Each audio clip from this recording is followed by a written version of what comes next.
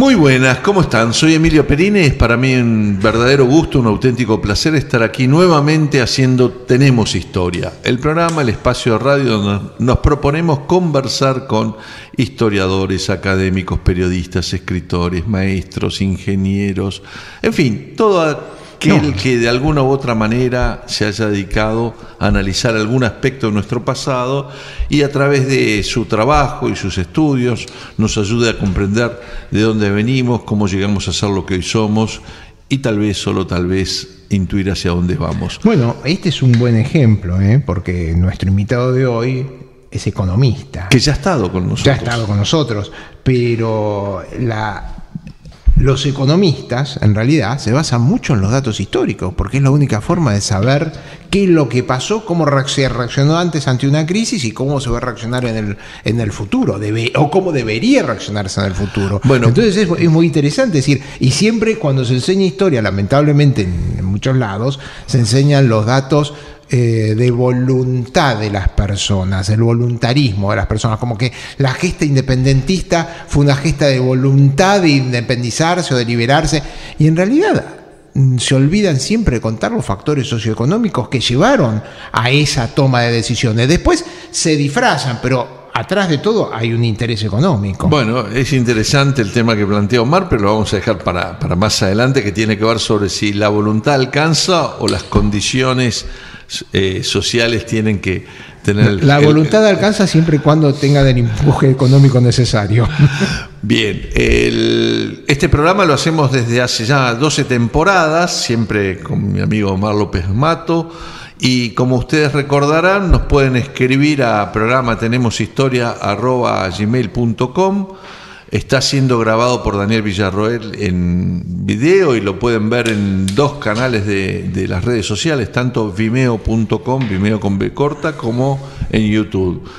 Esto a partir de, supongo yo, unos días la próxima semana, pero allí pueden encontrar, no digo los 12 años, pero 8 deben haber dando vuelta por las redes de Tenemos Historia.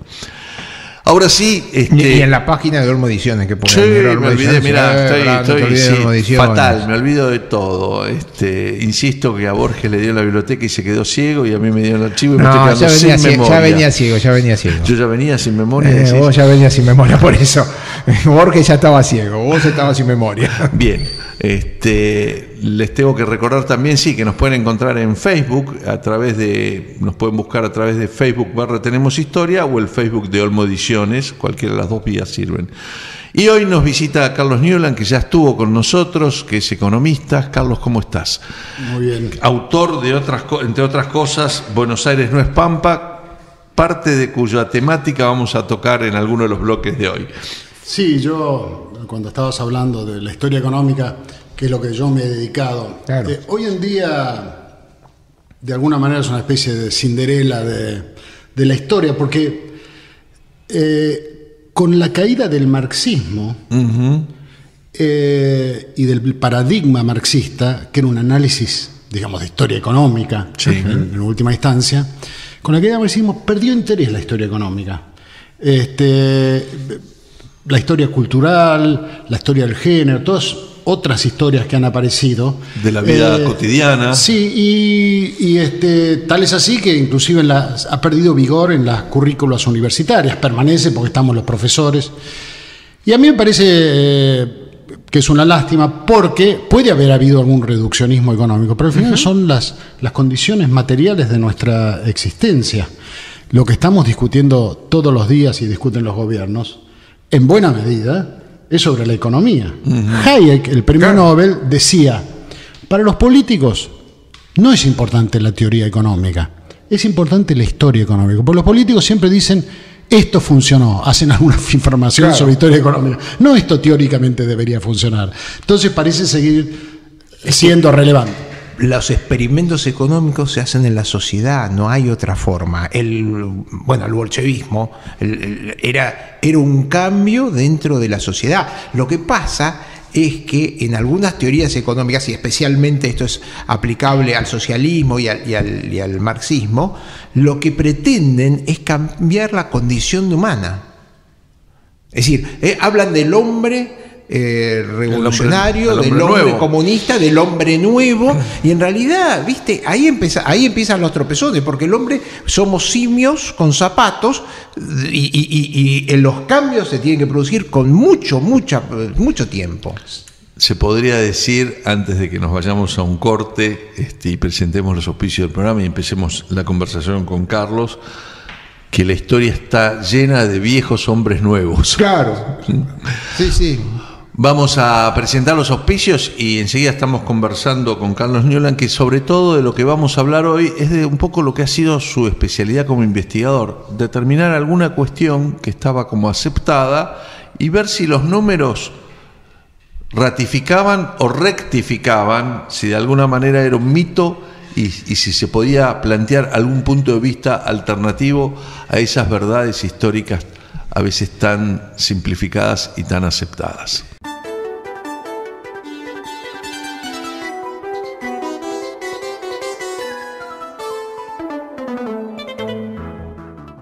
Seguimos en Tenemos Historia. Hoy nos visita Carlos Newland, es economista, doctor, ¿no? Licenciado, doctor en Historia. En Historia. Licenciado en Economía y doctor en Historia. Eso es lo que... Y cuyo primer trabajo... ¿De universidad belga? Holandesa, Leiden. Holandesa. Su tesis doctoral se tituló y después se convirtió en un libro, como suele suceder bastante a menudo, Buenos Aires no es Pampa. Una frase que me decías que es de Sarmiento, en la cual lo que estaba de alguna manera es de vuelta civilización y barbarie. Para Sarmiento la civilización siempre es la ciudad y la barbarie el campo, ¿no? Claro, y en la historia... O el desierto más que el campo, claro, habría que hablar. Pero un lugar poco cultivado, poco educado para Sarmiento. Claro, pero la diferencia entre desierto y campo tal vez sea eso, el que haya trabajo del hombre, que aparezcan los farmers. Este trabajo, que lo hice ya hace muchos años, fue mi primer trabajo de reconstrucción, en el fondo estadística. Yo siempre he tratado de mirar grandes problemas y me he dado cuenta que los historiadores trabajan con pésimas estadísticas y por lo tanto tienen una visión distorsionada de la realidad. La estadística a veces es manipulada políticamente. Acaban de enjuiciar al director del INDEC de Grecia, Georgiou, le salió la condena la semana pasada por haber contado la situación real de la deuda griega allá por 2010. Acá hemos tenido nuestro problema con el INDEC. Claro, pero muy también, graves. Pero como reconstruir estadísticas lleva mucho tiempo y es muy trabajoso, eso a veces se desatiende. Entonces yo muchas veces me he preguntado, bueno, a ver, vamos a mirar qué nos dicen los datos estadísticos sobre diversos problemas. Eso ha sido una constante en mi trabajo. Esto es especialmente interesante cuando hay discontinuidades. Cuando hay continuidades, en general, las sociedades, salvo en casos de discontinuidades por discontinuidades políticas muy grandes, que muchas veces no hay, o por guerras, todas las variables tienden a crecer en el tiempo, digamos. A ver, danos un ejemplo de aquellas más discontinuidades o rupturas. Bueno, por ejemplo cualquiera. Bueno, el que yo estudié. En el ejemplo, en Occidente, lo que se ha dado en general es un crecimiento de la educación pública y de la educación en general. Como las dos cosas han ido de la mano, se ha identificado crecimiento, digamos, de la provisión de educación o consumo de educación, o como lo queramos llamar, con la oferta pública de educación. Qué interesante, o sea, es cierto, en las cabezas nuestras la idea es una función casi irrenunciable del Estado, la educación. Entendemos que educación y Estado están totalmente unidos. Sin embargo, no era así en el mundo antiguo, ¿no? Claro, ese es un concepto que aparece después del siglo XVIII. Claro, que dos fenómenos, lo que llaman, en estadística se llama, se correlacionen, no significa que exista causalidad. Fue una decisión política. Claro. Entonces, es interesante preguntarse, bueno, ¿y qué pasa si el Estado como actor no hubiera existido? ¿No hubiéramos tenido educación? ¿La gente hubiera sido analfabeta? ¿Hubiera habido un gran impedimento para el crecimiento de la economía, por ejemplo, no digamos de la cultura? Y esto es muy difícil, casi imposible estudiarlo, porque justamente no se dan discontinuidades, no tenemos experimentos sociales para ver qué hubiera. Pero sí esto se produce... Para ver qué pasa con un grupo social sin Estado. Claro. Sin orden máxima. Bueno, hubo experimentos sociales. Perdóname, no es sin Estado, sino sin intervención del Estado en la educación. Exactamente. Bueno, eso porque son dos temas distintos. Sin Estado hubo experiencias muy cortas de anarquistas que se establecieron en algunas partes de Estados Unidos, comunidades idílicas, etcétera, utópicas, que generalmente duraron muy poco. Pero porque ahí no había Estado. Lo que está planteando Carlos, si yo lo entiendo bien, es separar educación del Estado, que a veces uno se plantea hasta dónde el Estado se puede meter en la educación de mis hijos. Planteo que inclusive por estos días ha sido muy actual en la Argentina. Hay un anarquista argentino que fue inspector de escuelas que escribió un libro. Qué gracioso, anarquista, inspector de escuelas. Sí, cómo el Estado educa a tus hijos, con una visión bastante anarquista que de alguna manera no es privatista, pero dice este Estado interventor que impone una matriz ideológica sobre la población tiene muchos problemas porque violenta los valores y las culturas individuales. Pero entonces... Ahora, perdón, ¿no? Porque me quedé pensando, ¿cómo se llamaba el anarquista? Barros. Es interesante y habría que releerlo hoy, porque hoy tenemos muchos sectores desde la izquierda, desde el grupo RAM que cuestiona el Estado Nacional, que plantean posiciones en las cuales ellos niegan la intervención del Estado para determinadas cuestiones o su existencia, pero al mismo tiempo pretenden que el Estado sea el que le cambie la matriz ideológica y educativa a los chicos. Con lo cual hay una contradicción filosófica, me parece, fragante ahí, ¿no? Claro. Y lo que es interesante del caso argentino es que no tenemos... que yo sepa, yo no he encontrado otros casos en la historia donde después de un crecimiento de la educación pública, donde durante décadas el Estado de pronto se retira absolutamente, que es lo que pasó en Argentina, o en Buenos Aires, diría yo, en la ciudad de Buenos Aires, después de 1838, con el bloqueo, Rosas retira absolutamente el financiamiento y digamos casi el interés público en la educación primaria. Bueno, por una cuestión económica, no tenía ingresos de la aduana, el bloqueo le quitó ingresos a la aduana y la única fuente de ingresos que tenía en esa época el gobierno era la aduana. Pero, perdón, y entonces... aparte él traía de vuelta a los jesuitas, es decir, dejó la educación también en manos religiosas. Sí. Que ese es otro tema que también se está dando ahora. Sí, los echó a los 3 años después, pero porque no le eran lo suficientemente obedientes. No, pero igual hubo un aumento de la educación pero religiosa. Rosas tenía una visión, porque no es solo por el bloqueo deterioró la oportunidad. Él tiene una visión que la conocemos por sus cartas después del exilio, muy afín a lo que podía ser una visión conservadora, digamos, inclusive británica, que la educación inclusive causaba daño a la gente. Bueno, era la experiencia de su vida. Sí, pero bueno, eso es por el lado ideológico. Espérate que no quiero dejarle... ¿Por qué decís esa experiencia de su vida? Bueno, porque él tuvo una educación muy limitada y después está la famosa anécdota que cuando los chicos bien de ese entonces terminaban su educación, algunos iban a la universidad y si no, terminaban su educación en manos de un comerciante. Iban a hacer actividades en comerciales. Entonces la madre, que era la que manejaba la cosa, lo puso a trabajar con un comerciante, yo no me acuerdo el nombre, pero eso está todo registrado, y claro, el comerciante lo usaba de chepibe, bueno, andá, lavame los platos, planchá las cosas, y es revoltoso, le decía que no a todo, y un día se escapó, y la madre lo retó por esto y lo encerró y él se fue casi desnudo de la casa y se fue a trabajar con sus primos los Ancholena. Ahí empieza su independencia, pero él era un rebelde con el tema de la educación. Él debió tener, claro, era imposible porque era anacrónico, ¿no? Pero la máxima del padre Homero Expósito, a Homero Expósito, una vez que hubo un acto de indisciplina de parte del autor de tangos, le dijo, y era anarquista el padre Homero Expósito, le dijo, la disciplina es lo que nos separa de la animalidad, de ser animales. Sin educación y sin disciplina, le decía el padre Homero, nos acercamos a ser animales. Sí, digamos, el soporte ideológico de Rosas, que era Pedro de Angelis, un Sí. liberal italiano, Carbonario. que editaba el archivo. Bueno, era un gran creyente en la educación Sí. privada. Sí. El Estado no tenía que intervenir y lo escribe en el archivo americano. Bien, tenemos que hacer un corte, pero el tema está más que interesante, ¿no? Y no deja de ser curioso que Rosas, que para un sector de la izquierda nacionalista argentina, símbolo del antiliberalismo y símbolo del estatismo, es un gobernante que durante sus casi 29 años de gobierno no construyó escuelas ni hospitales. Ni hospitales. Ahora lo vamos a aclarar enseguida en la conversación con Carlos Newman.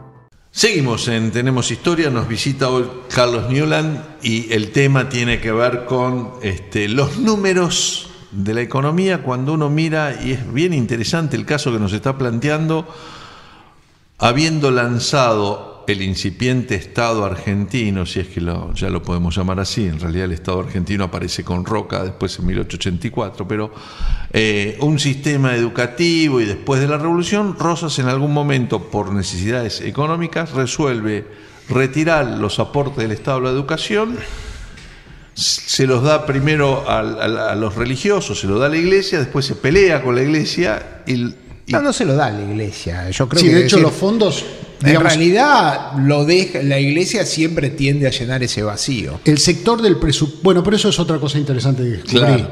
que no es una educación en manos de la Iglesia, la educación privada que se desarrolló. No, bueno, a ver. No, claro, hubo muchos colegios ingleses, etcétera. Sí. Sí, entonces, después de un cierto desarrollo, digamos, rivadaviano de la educación pública, la ciudad de Buenos Aires tenía unas cuantas escuelas públicas en manos de distintas jurisdicciones, hasta de la universidad, pero eran estatales, y unas cuantas escuelas privadas en manos de la sociedad de beneficencia. Entonces, llega ese momento, el 38, y se retira el financiamiento público. Ahora, él escribe, se mantienen por aranceles. Y ahí, según la historiografía, aparentemente se había derrumbado la educación y mi trabajo fue un trabajo de hormiga y de reconstruir las estadísticas. ¿Qué había pasado? ¿Cuántas escuelas habían pasado? Y para mi beneficio, porque no hay censo más de escuelas, a Rosa no le interesa, él está muy preocupado del control ideológico de la población. Entonces hace que la policía investigue a todos los maestros. Y en base a esas investigaciones que están en el archivo de la policía de Rosas, se puede reconstruir cuántas escuelas había. Porque todas se hacían informes y especialmente había preocupación porque había quejas de que maestros protestantes estaban enseñando a chicos católicos. Claro. Entonces, que esto no se tenía que dejar, Sí, no se tenía que pasar. permitir. Entonces, en base a esos archivos de la policía, entre datos de asesinatos y prostitutas, aparecían estos informes de las escuelas. Y apareció una enorme cantidad de escuelas. Una enorme cantidad que en mi reconstrucción estadística muestra que la tasa de escolarización se mantuvo estable durante el gobierno de Rosas. O sea, la cantidad de alumnos que ingresaban cada año era más o menos la Sí, misma. aparece una enorme cantidad de mujeres empresarias de la educación. Sí. Este, Extranjeras generalmente. sí, y esto, digamos, esto se mantiene. Esta situación se mantiene incluso cuando hay una fuerte recuperación económica hacia el final de la época de rosista. Él prácticamente no renueva el financiamiento, tampoco de la universidad ni tampoco de los hospitales. Y entonces lo que es interesante, habiendo visto que la tasa de escolarización se mantuvo, la sociedad consumía educación, era un bien como otro. Los padres querían consumir educación y lo pagaban. Pero lo interesante ver es qué había pasado con la tasa de alfabetización. A ver si había caído, se había mantenido o había aumentado. Era una economía, de todas maneras, que estaba creciendo.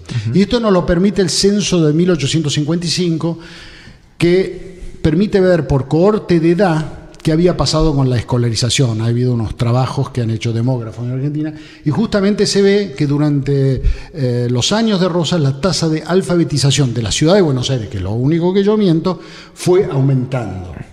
Es decir, había una demanda social de la educación. Esto es lo que mira Sarmiento cuando dice Buenos Aires no es Pampa, mirando esa escuela. Digo, la gente quería educación y los padres la pagaban. Cuando cae Rosas, se vuelve de alguna manera al esquema rivadaviano de financiación a través del Estado. De crecimiento de la intervención pública, y después aparece el señor Sarmiento en 1856 tratando de montar un fuerte sector estatal. Cosa que va a ser en realidad en 1884 Julio Argentino Roca. Claro, y Eduardo Wilde, no te lo olvides, Sarmiento, al doctor Eduardo Wilde. Era una persona que quería crear un sector estatal muy fuerte, y lo nombran ahí director de escuelas de la ciudad de Buenos Aires, es uno de los cargos que recibe, pero para su enorme frustración, él no tiene control de las escuelas de la ciudad, ni de la educación femenina, que queda en manos de la Sociedad de Beneficencia, y las escuelas de ciudad en manos de la municipalidad. Entonces les quedan solo unas pocas escuelas de campaña, y gran parte de su energía es tratar de controlar la educación de la ciudad femenina y masculina.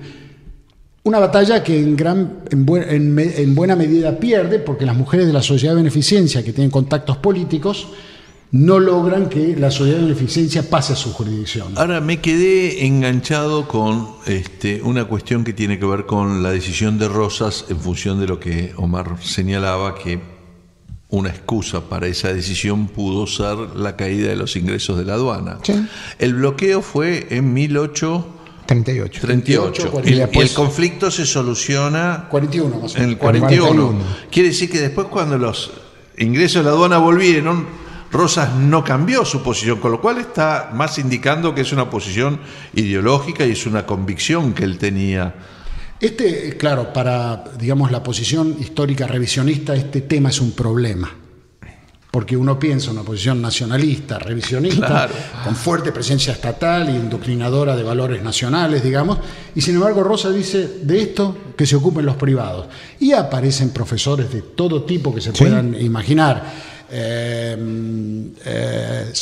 Hay un par de escuelas que son de sacerdotes, pero el resto son escuelas de individuos que son laicos y que tienen su escuela privada, por supuesto, enseñan catecismo, pero en un marco de una escuela que no es directamente controlada por la Iglesia. Por eso, y eso es lo interesante, que la presencia de la Iglesia en el sector educativo es más tardía.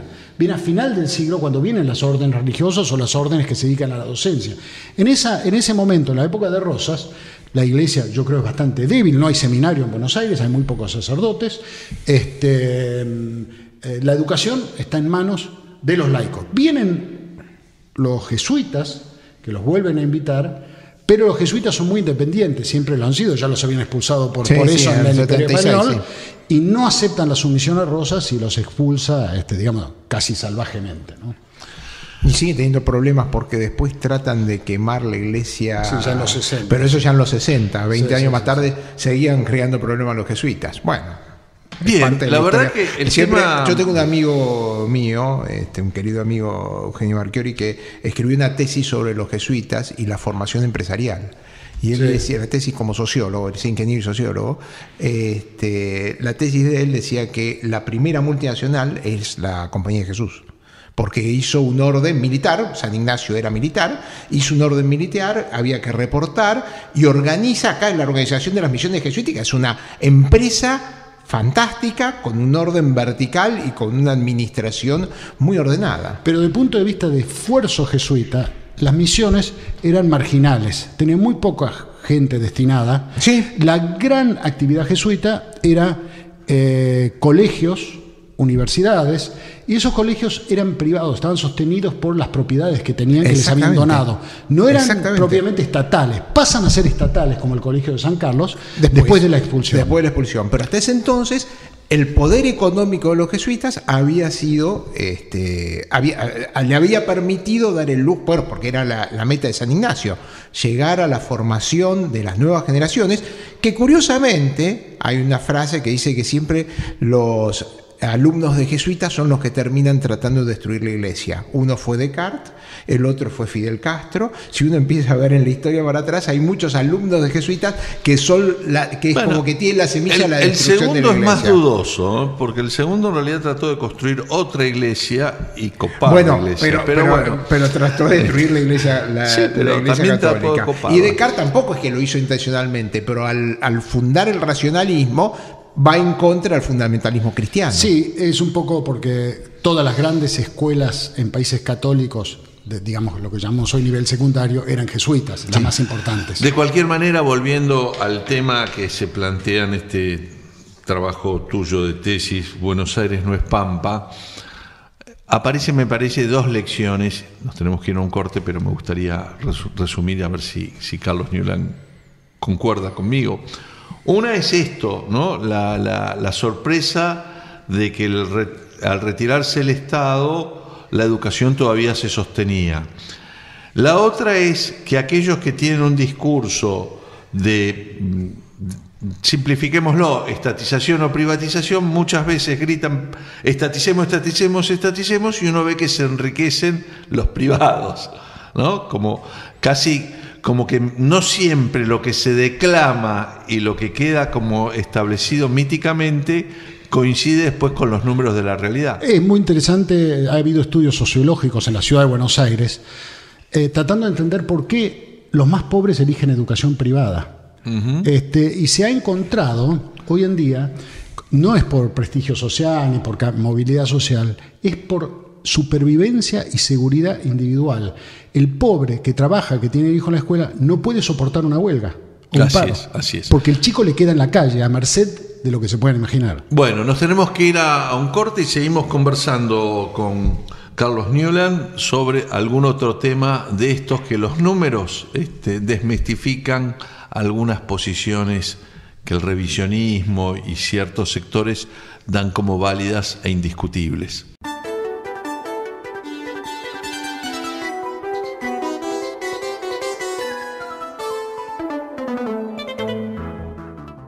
Tercer bloque de Tenemos Historia. Les recuerdo que nos pueden escribir a tenemoshistoria@gmail.com, que el programa está siendo grabado por Daniel Villarroel y que va a estar en las redes sociales de YouTube y Vimeo, con bcortas, vimeo.com. Allí pueden ver este programa dentro de unos días y todos los programas de los últimos, yo creo que 8 años más o menos, con seguridad están todavía dando vueltas por las redes y se ven bastante y nos llegan cartas, nos llegan sugerencias y siempre nos es útil pensar nuevos programas. Hoy estamos conversando con Carlos Newland. Él es doctor en Historia, licenciado en Economía, y su visión de estas cuestiones tiene mucho que ver con mirar números, mirar estadísticas, ratificar en archivos y datos ciertos que aquellas cosas mistificadas a veces si concuerdan o no concuerdan, ¿no?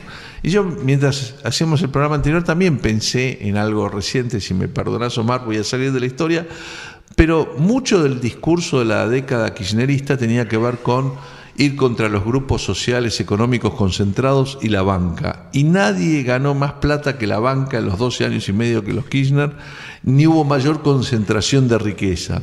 Digo, porque esto es tan habitual en la Argentina que el que grita, como decía mi padre, atrapen al ladrón, termina siendo el ladrón, y la gente cacarea en un lado como el tero para poner los huevos en otro. Muchas veces aparece esta cuestión, ¿no? Y me parece que eso es lo útil de tu trabajo, Carlos. Había otro tema que queríamos tocar, que era el del salario durante la primera presidencia de Perón, las primeras dos presidencias de Perón, el periodo 43-55 o 46-55, no sé cómo lo tomás. Yo lo que hice es tomar un periodo un poquito más largo, un trabajo que hice con Martín Cuesta, un colega de la UBA, donde en realidad, como tantas cosas, algunas de estas investigaciones salen por casualidad. Martín estaba mirando salarios ferroviarios. Y un día me acerca a que le comente un trabajo y yo empiezo a mirar estos salarios durante la época peronista y digo, esto es extraño, aumentan poco los salarios.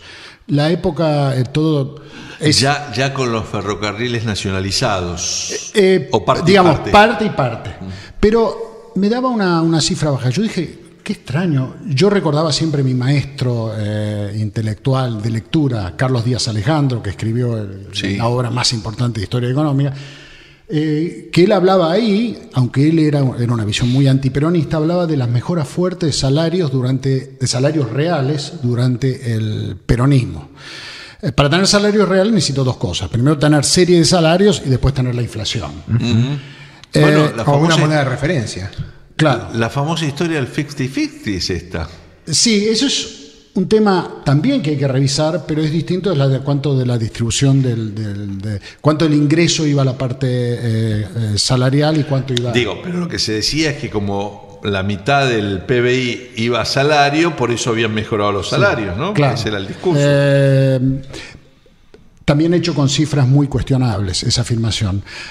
Pero de todas maneras me llamó la atención este tema de qué raro, esto no contrasta. Entonces fui a Díaz Alejandro, al libro, y empecé a mirar y vi que su serie, que después fue tomado por todos los historiadores en general, con mayor o menor grado de uso, se basaba exclusivamente en los salarios industriales, que era un grupo que había sido privilegiado y protegido por Perón especialmente.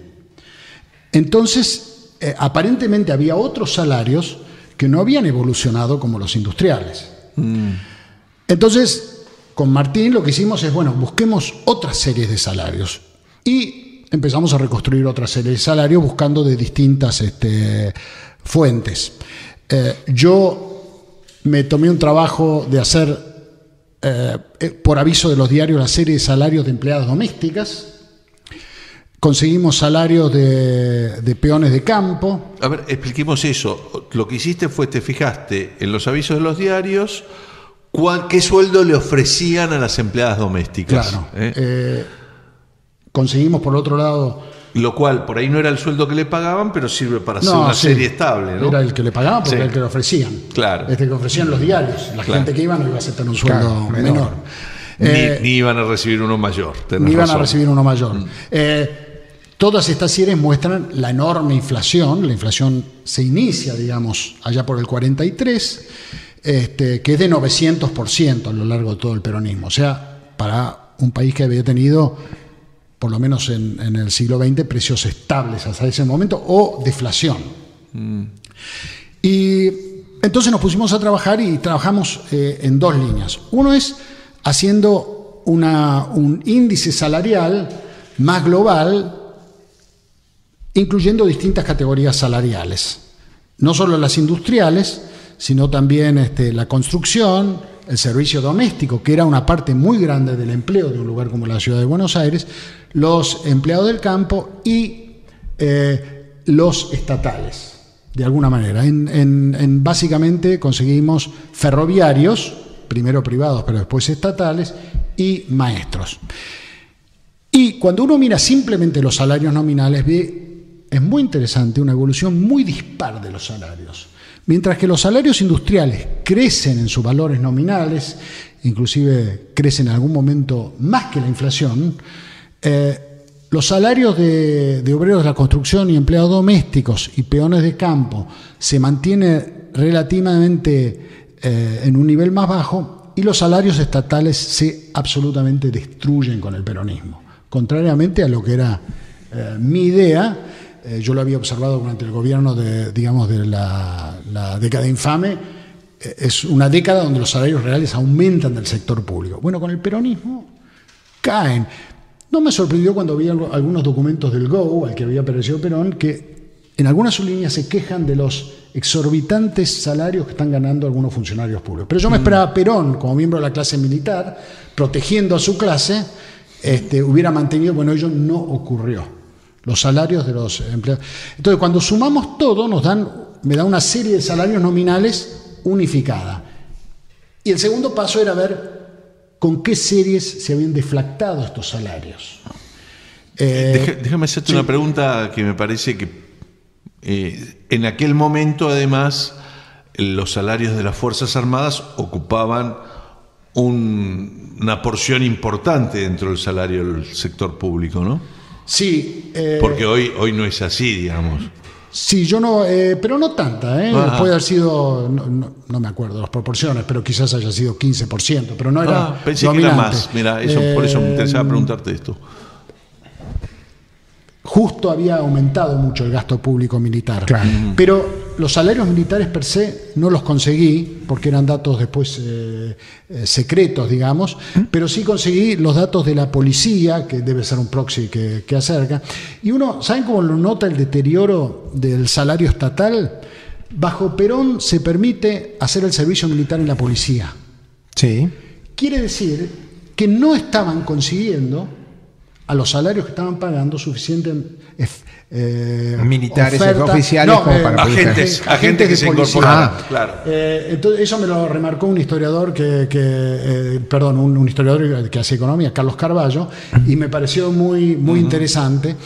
Entonces lo que nosotros desde el punto de vista estatal, lo que vemos bajo el peronismo es el aumento muy grande en la cantidad de empleados estatales, pero la caída en los salarios medios. Es decir, Perón ingresó otra gente, sí, probablemente a un nivel de calidad educativa menor. Por ejemplo, maestros que no habían terminado sus estudios como maestros, pero aumentó mucho la cantidad. Fue como que entró una clientela más afina del peronismo adentro del Estado. Pero el gasto salarial del Estado no aumenta mucho con el peronismo, aumentan otros tipos de gastos, lo cual para mí era notable. Entonces, paso 2 era sumar todos estos salarios según su importancia en la economía y compararlo con los precios, porque el salario real se mide con los precios. Y cuando uno mira el índice de precios del consumidor, le da un cierto aumento de los salarios reales. No muy importante, pero sí un aumento que puede ser marcado. Pero el tema es que el índice de precios estaba controlado políticamente por todos los precios máximos que impuso el peronismo, que no eran precios realistas. Entonces yo empecé a usar otros índices de precios, el índice de precios mayoristas, un índice de precios rurales que se hizo después, y traté de hacer un índice único, tratando en lo posible de que los tantos estuvieran en contra de mi hipótesis, dando cierta importancia. Ahora, ¿Y no comparación con moneda extranjera?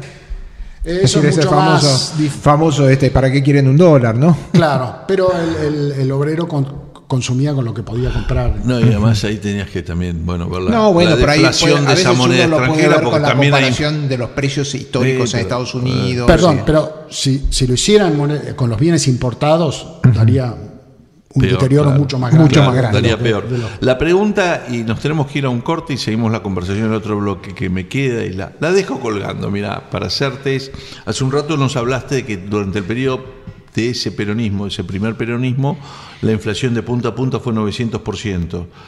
Es tomando este cálculo que hiciste. Este es el oficial. ¿El oficial es 900%? Claro, los indicadores dan mucho más los otros índices. Con lo cual, esa variable controlada por el aparato estadístico del Estado da esa cifra. Cuando miramos otras cifras, da 1100, 1200, 1300. Tremenda dato el que nos acaba de tirar Carlos Newland, y nos vamos al último bloque de hoy de Tenemos Historia.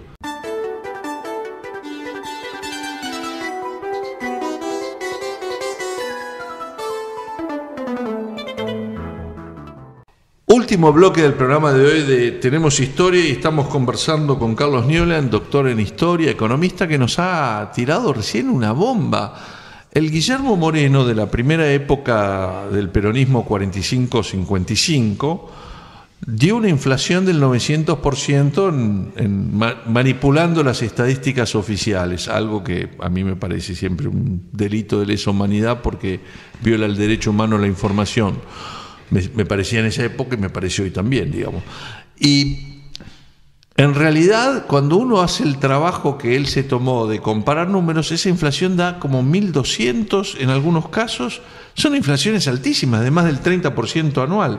Eso destruyó el mercado de viviendas, y por eso el déficit de vivienda que tiene la Argentina hoy todavía casi 70 años después, y destruyó, y otra cuestión que me impacta, ¿no? Porque esa sociedad de los años 50 no era una sociedad acostumbrada a convivir con larga inflación como somos los que crecimos en los 70, por ejemplo, y entonces no nos dejamos engañar por lo nominal, que te suben el salario pero el poder adquisitivo no sube, ¿no? Esa ficción tan común. Es muy interesante porque el peronismo arranca con una idea voluntarista de que los salarios se aumentan por decreto, por un convenio colectivo, contra toda la teoría económica, que dice que si no hay aumento de productividad, yo aumento los salarios, creo desocupación. Pero eso es una gran discusión. Pero hay Pero es interesante que el peronismo mismo se dio cuenta de esto. Si usted mira en YouTube hay una entrevista, una conferencia que ofreció creo que en la CGT, Perón, allá por el 73, una serie de conferencias que estaba dando,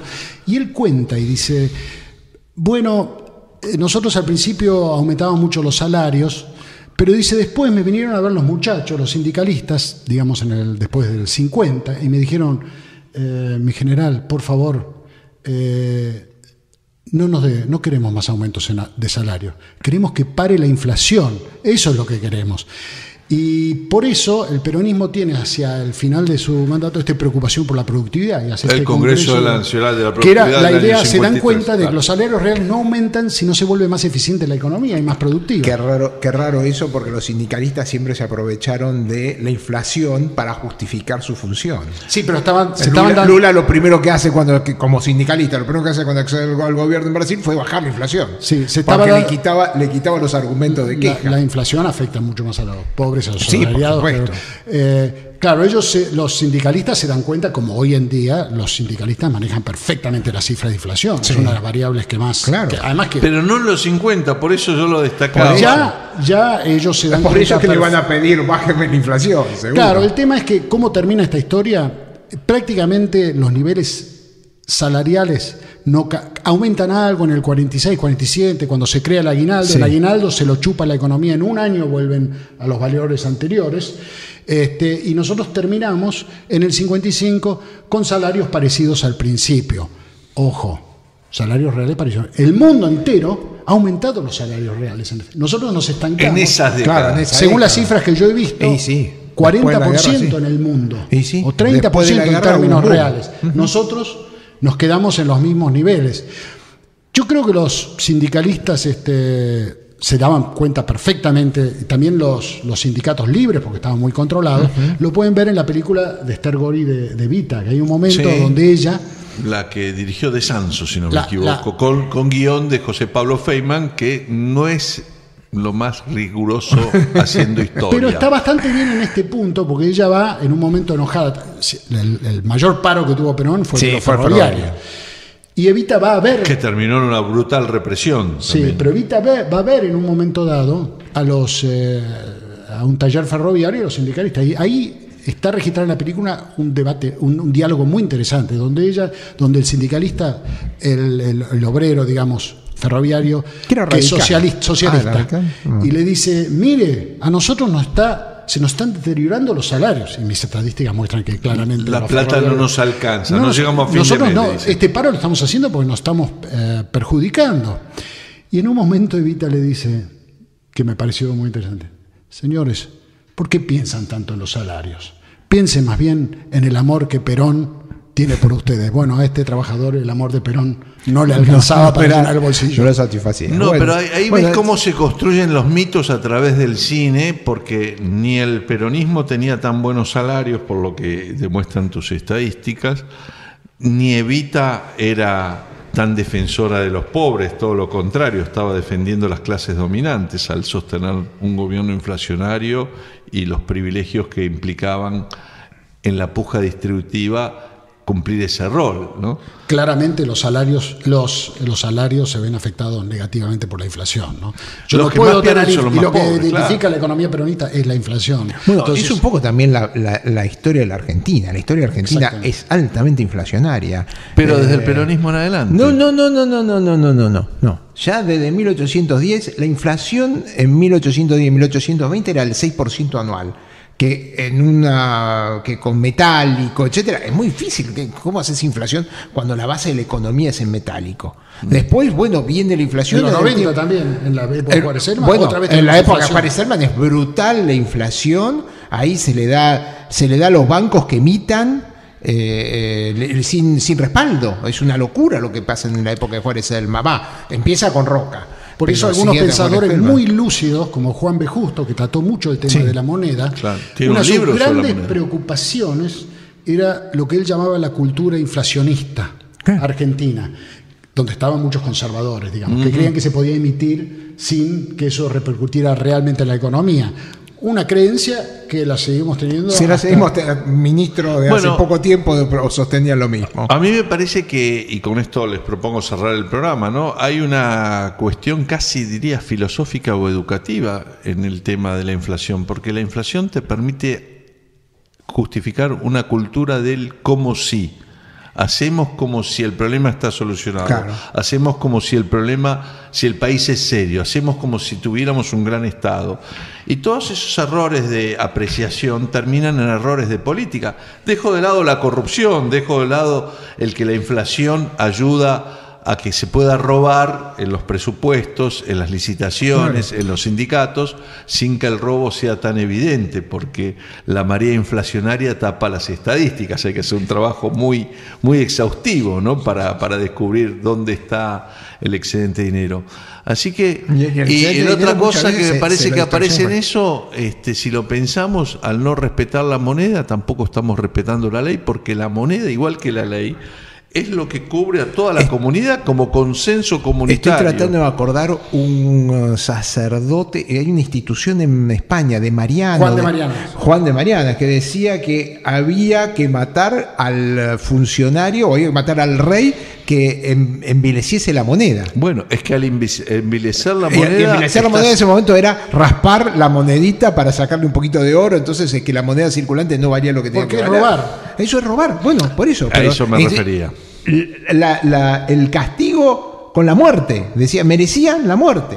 En algún sentido la inflación es robar, porque es un impuesto que no es votado por nadie. Y nos hace a todos inmorales. Mi padre decía, la inflación nos hace a todos inmorales. Bueno, para cerrar el programa voy a recordarle a la audiencia y a Carlos Newland, a quien le agradecemos mucho su presencia hoy, y qué interesante terminó siendo las derivaciones de este programa, y a Omar, que la idea de democracia y de república en Grecia nace al mismo tiempo que aparece el concepto de moneda como concepto abstracto. Están muy relacionados porque la moneda es un convenio de la sociedad con la sociedad. Vale tanto. Y la democracia y la república requieren de ese tipo de convenios también. Entonces, cuando uno enseña a violarlo sistemáticamente y a violar la ley, es difícil que una república sobreviva. Gracias a los dos, nos reencontramos la semana próxima en Tenemos Historia.